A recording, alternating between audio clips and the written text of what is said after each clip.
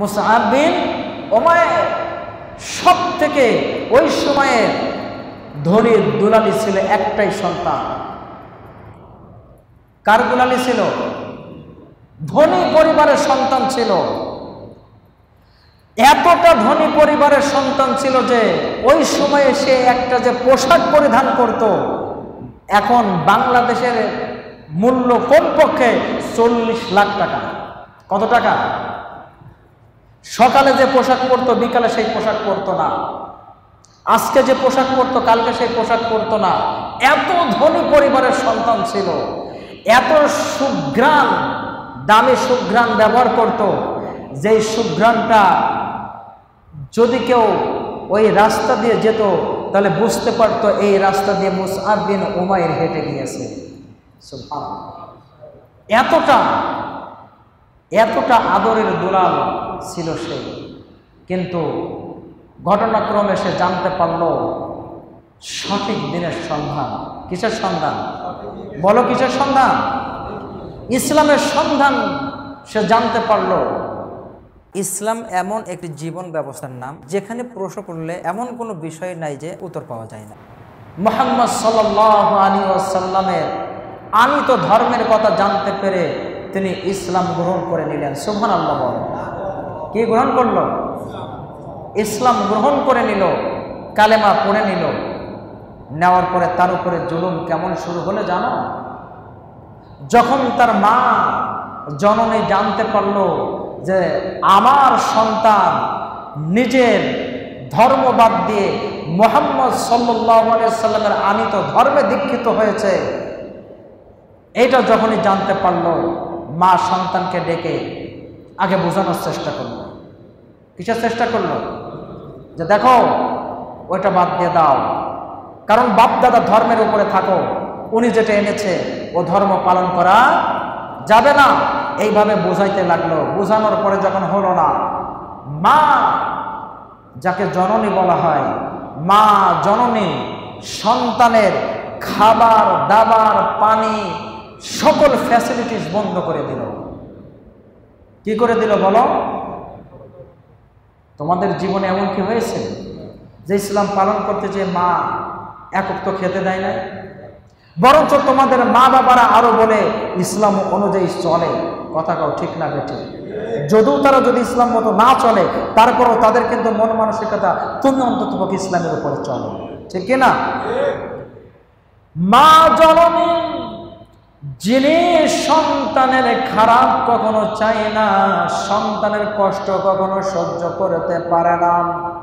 কিন্তু মুসআব বিন উমাইরের মা যখনই জানতে পারল সন্তান ইসলাম গ্রহণ করেছে, ঘরের মধ্যে আটকায় দেওয়া হলো, খাবার বন্ধ করা হলো, পানি বন্ধ করা হলো, দরজা লক করে দেওয়া হলো, শিকল দিয়ে বেঁধে দেওয়া হলো।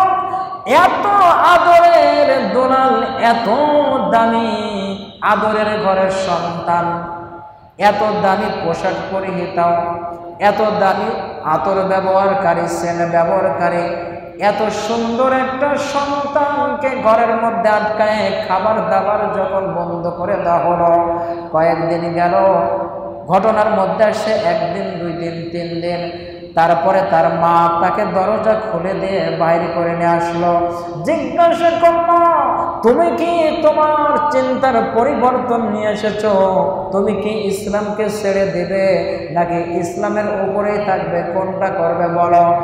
সন্তান বলল, মা গো, আমি যে মজা পেয়েছি আমার ইসলামের মধ্যে, আমি যখন পড়েছি আশহাদু আল্লা ইলাহা ইল্লাল্লাহু ওয়াহদাহু লা শারীকা লাহু ওয়া আশহাদু আন্না মুহাম্মাদান আবদুহু ওয়া রাসূলুহু।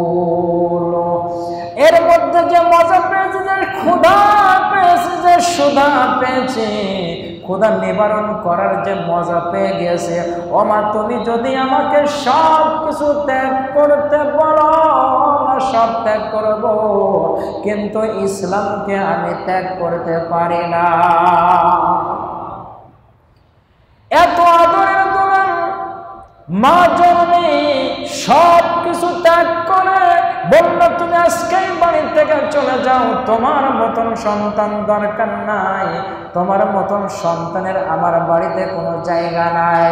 বাবার সব কিছু ছেড়ে দিলেন, মায়ের ভালোবাসা, বাবার ভালোবাসা, নিজের সম্পদ, নিজের সব কিছু আল্লাহ রব্বুল আলামিনের জন্য ছেড়ে দিলেন। এমনকি তার মা বাড়ির থেকে বাইরে করে দেওয়ার সময় তার পরনে যে পরিহিত পোশাক ছিল সেটা পর্যন্ত খুলে নিল।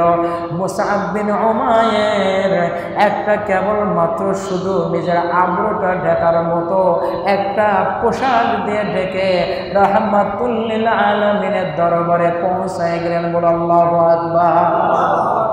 যখন পৌঁছায় গেলেন, মুসআব বিন উমাইরের দিকে তাকায়া নবী সাল্লাল্লাহু আলাইহি ওয়াসাল্লাম চোখের পানি রাখতে পারলেন না।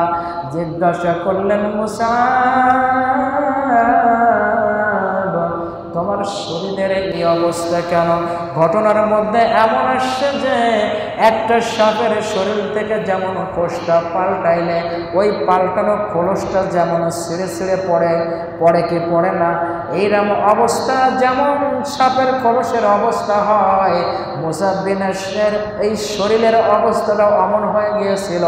নিজের গায়ের চামড়াগুলা খসখসে হয়ে, খাদ্য খাবারে খাওয়া নাই, পানি খাওয়া নাই, শরীরের চামড়াগুলা জড়ো জড়ো হয়ে চামড়াগুলা ওই সাপের খোলসের মতো উপরে থেকে খসে খসে পড়তেছিল। আমার নবী বললেন, অবস্থা এমন কেন? আল্লাহ রাব্বুল আলামিনের গোলাম বললেন, নবী গো, আপনার দরবারে এসে যে কালেমা পড়েছি, যে ধর্ম গ্রহণ করেছি, ও নবী গো, আমি এই ধর্ম গ্রহণ করার কারণে এই ঘটনা আমার সাথে আমার মা করেছে, আমার পরিবার করেছে, আমাকে বিদায় করে দিয়েছে, তারপরেও আমি ইসলাম ছেড়ে দিই না। সুবহানাল্লাহ। আল্লাহর নবী মুসআব বিন উমাইরকে মদিনার একটা এলাকায় দিয়ে দিলেন, বললেন, যাও মুসআব বিন উমাইর, যাও অমুক এলাকাতে যে তুমি ইসলামের দাওয়াতের কাজ শুরু করে দাও। বলো সুবহানাল্লাহ। মুসআব বিন উমাইর এলাকায় চলে গেলেন। এতটা স্পিরিটের সাথে তিনি দাওয়াতের কাজ করতে লাগলেন, এতটা মনোযোগ দিয়ে ইসলামের দাওয়াতের কাজ করতে লাগলেন যে ওই এলাকাটা কিছু দিনের মধ্যেই পুরা ইসলামের দিকে যুবকদেরকে নিয়ে চলে আসলেন। বলো সুবহানাল্লাহ। এতটাই আদরের দুলাল, এতটাই ভদ্র পরিবারের সন্তান, তার যে অবস্থা হয়েছিল, তারপরও ইসলাম ছেড়ে দিয়েছিল কি? তুমি আমি কি তাদের 100 ভাগের 1 ভাগ কষ্ট স্বীকার করছি? একটু চিন্তা করে দেখো তো, করছি? কিন্তু দেখো, রাসূল তাকে দায়িত্ব দিল কি, দাওয়াতের কাজ করো।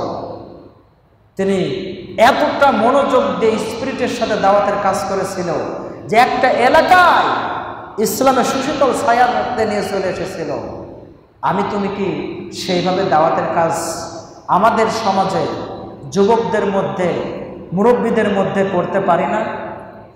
হ্যাঁ, তুমি বাড়িতে থাকলে তোমার কাছে এই সময়টা কিছুই মনে হতো না। তুমি টিভির সামনে থাকলে তোমার কিন্তু চোখে ঘুম আসবে না, মোবাইল নিয়ে চালাবা তোমার ঘুম আসবে না, আমার সাথে মসজিদের বাইরে যে গল্প করবা ঘুম আসবে না। কিন্তু এখানে বসছো, তোমার ঘুম আসবে, কারণ এখানে এখন রহমত নাজিল হচ্ছে কার? বলো না কার? এটা কিন্তু বিশ্বাস করতে হবে।